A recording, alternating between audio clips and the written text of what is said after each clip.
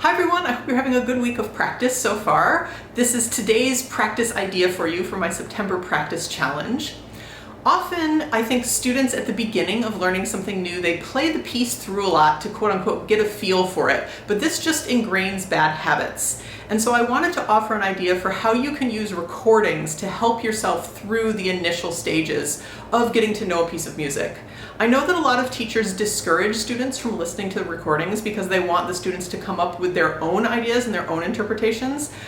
I definitely understand that viewpoint, but my point of view is that if you don't have any models to draw from, it makes it much more difficult. So I like to use listening in a very intentional way.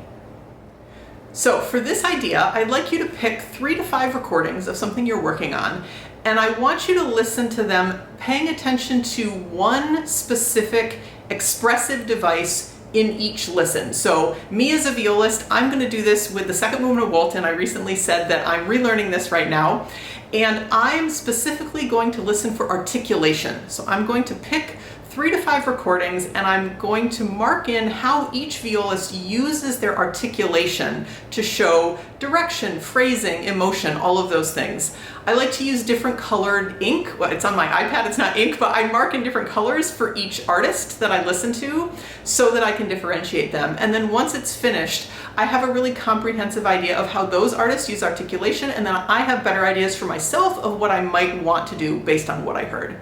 So I will post a copy of my score with this marked in. I'm not going to say who the artists are because I don't want to offend anybody if I don't like what they did and I mark something in about that.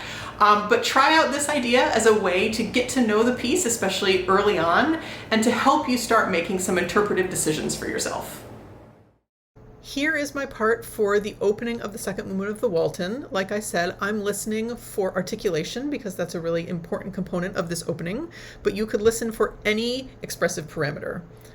I would highly recommend doing multiple listenings with a different expressive parameter as your focus each time. You'll get a lot of information from that. You can see that I've marked it in different colors so I can keep straight who did what. And now that I've listened, I can make my own choices about what I want to do.